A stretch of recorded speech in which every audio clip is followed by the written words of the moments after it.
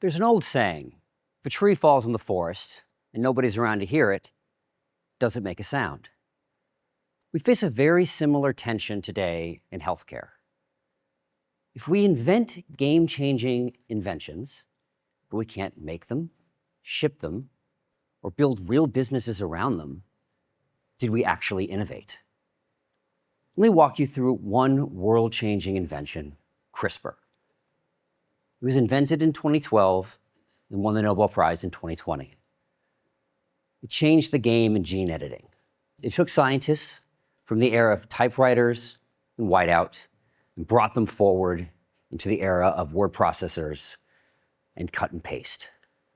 The first real-world application with using CRISPR was FDA approved in 2023. It was designed to be a cure for sickle cell anemia, a disease that affects 100,000 patients in the US and 8 million around the world, according to the 2021 Global Disease Burden Study. So we're done, right? Well, here's the catch. According to an article in Endpoints, by the end of 2024, only 50 patients have gotten it. So at this rate, it'll take us about 160,000 years to deal with the disease. Now, people will tell you that the problem is the drug's too expensive. I'll tell you what the real problem is. We don't have a business model for cures. And this isn't an isolated issue.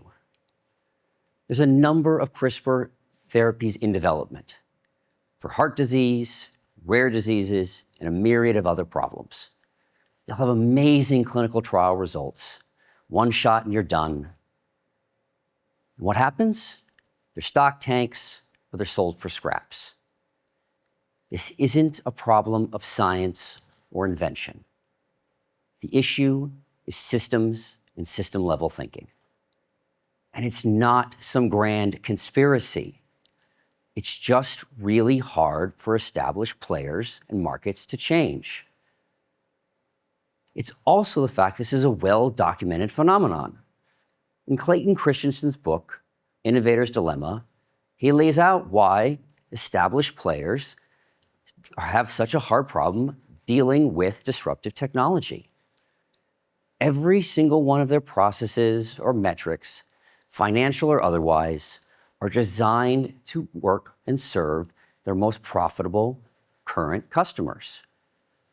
For a large incumbent to truly innovate, they have to break everything that's currently working for them.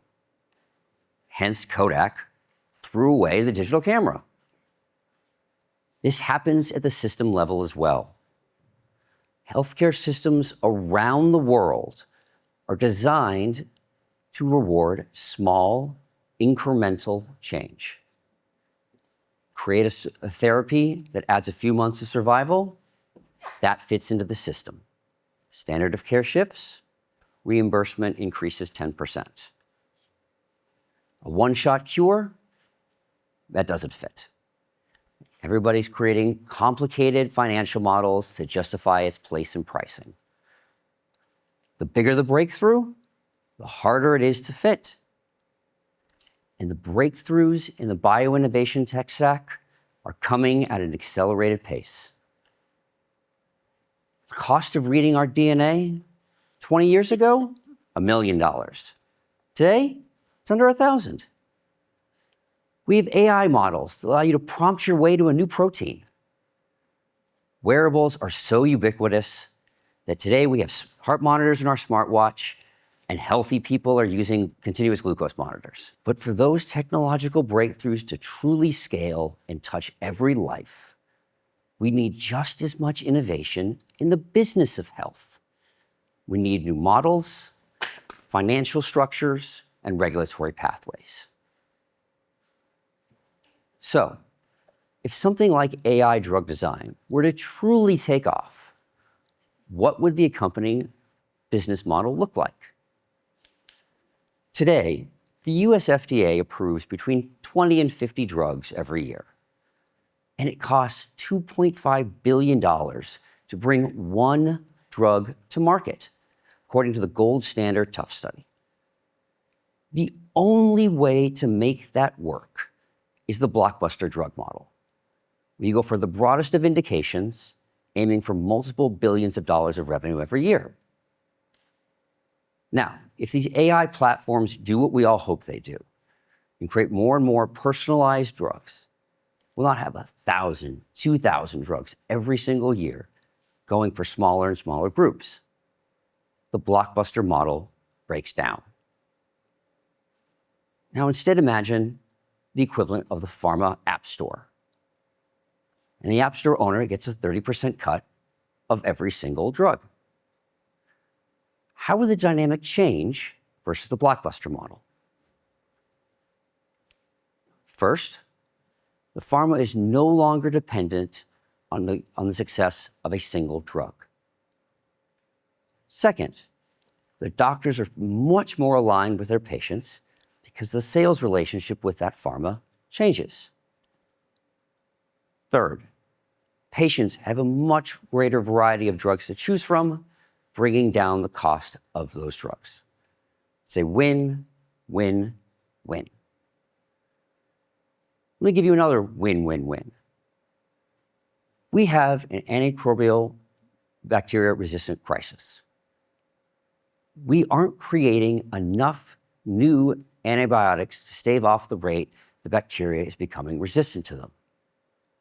Why not? If I create the next great antibiotic, what is your reaction as the doctor going to be? You're going to put it as the last line of defense. And in practice, that means it rarely gets used.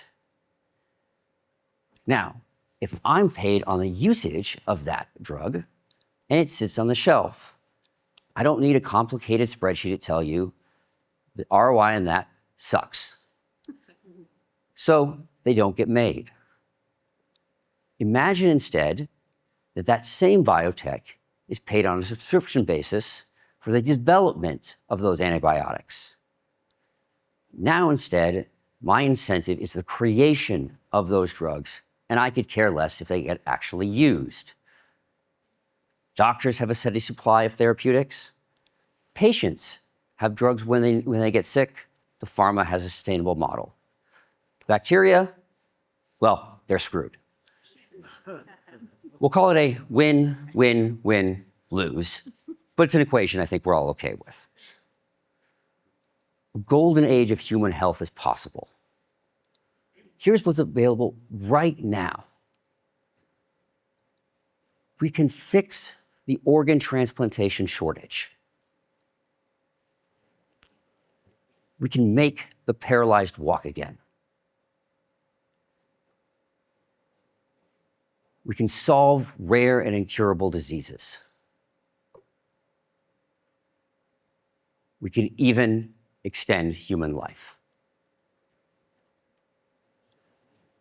But all of these breakthroughs remain locked away if we don't have the right businesses and ecosystems to go with them.